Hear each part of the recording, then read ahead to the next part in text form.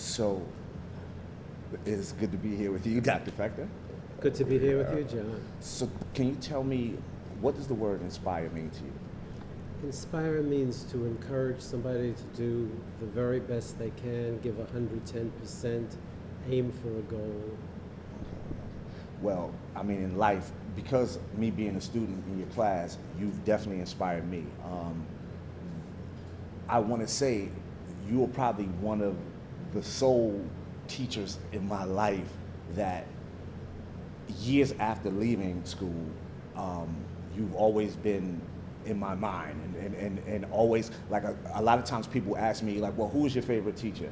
And your name, without a doubt, always comes up. So you've inspired me deeply. Why did you decide to become a teacher? I always was interested in teaching. I had terrible teachers when I was in elementary school, and I said, kids deserve something better than this, and I said, let me do it. I want to do it. Always wanted to be a teacher. So teaching was, okay, so I guess that kind of answers that question, because I was going to say, was teaching your first love? My first love was the mountains. I would go hiking with a friend of mine. My wife and I still go hiking, but it certainly was nothing that I'd consider a career, but I always wanted to teach. Now, how did you end up in PS 194 in Harlem? I was at City College as an education major, and one of the requirements was going to a school 2 hours once a week to view, to assist, and I was assigned PS 194, and I liked it there. So when I was ready to teach, when I had my license, I went back to 194, spoke to the principal, there was a position opened, and the rest is history. This is what I consider the good part. So what kind of student do you remember me being? Okay.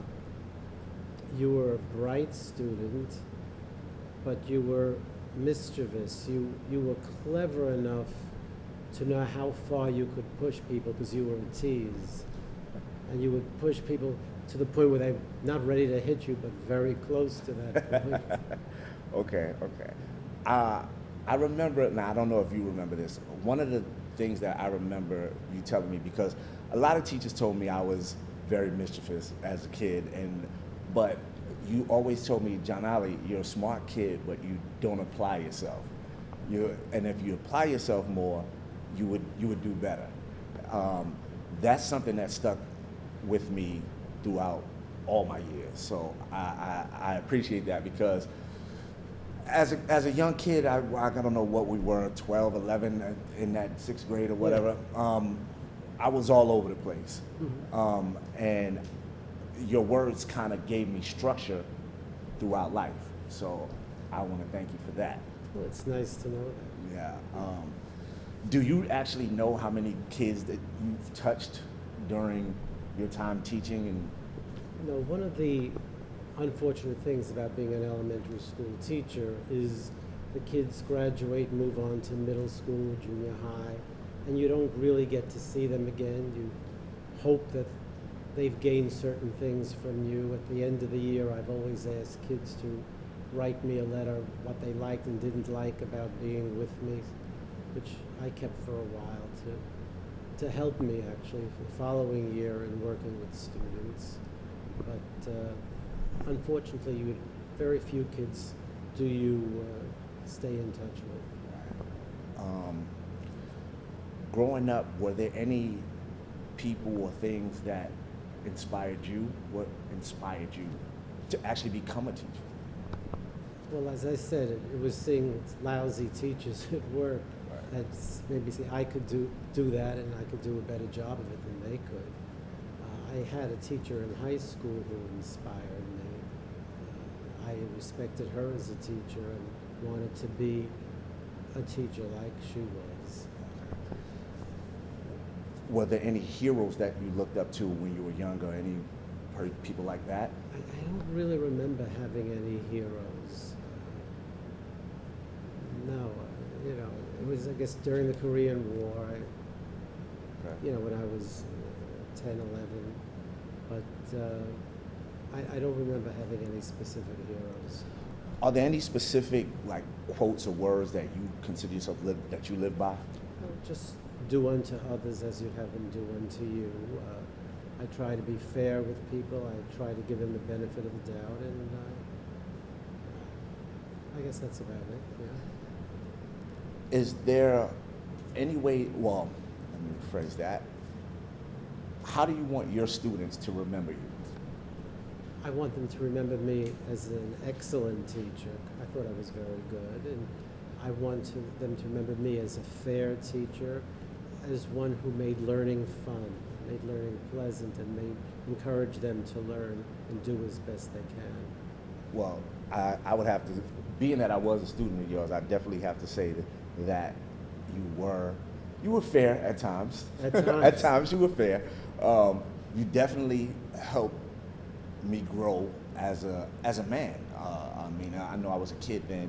There were very specific things I remember doing in your class that if somebody asked me about junior high school or high school, I couldn't tell you, or even college for that matter. But because of Dr. Fecther, I remember how to do my timetables. Dr. Fecther was kind of a stickler on the math part.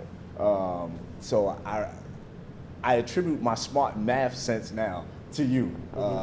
So I thank you for that too. Let me see, what else? Reading was always my baby. To me, that was the most important thing. And I taught courses at the university level in reading to future teachers. Okay. At William Patterson, at Fairleigh Dickinson. And to me, that was the most important thing. Also, there was something, my wife taught in the suburbs, and there were classes, elementary classes, between 16 and 20 kids, and I would have 36, 38 kids. With a teacher being out, you got another 6, 8 kids put in your room. And I always felt that the children that I was teaching deserved the same type of instruction as kids in the suburbs, where there were half the number of students in the class and probably 1/10 the problems that kids were experiencing. And so I just worked the hardest that I could, and I tried to demand the same thing that teachers demanded in the suburbs of my kids. So after leaving 194, where did you go? I went up to 46, which is 10 blocks north of 194. I wasn't happy with the new principal we had there, and I moved up to 46, and I stayed there the remainder of my New York City teaching career. I left New York City in '96 after 32 and a half years in the system, and then I worked another 7 years in New Jersey, winding up as a curriculum coordinator in a district.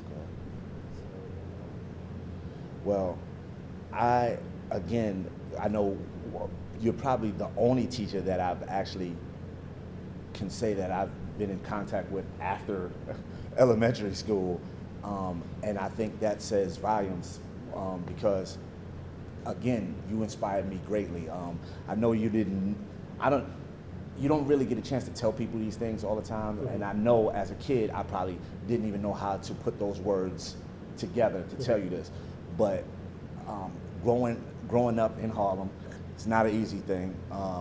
There are I didn't have a lot of male role models.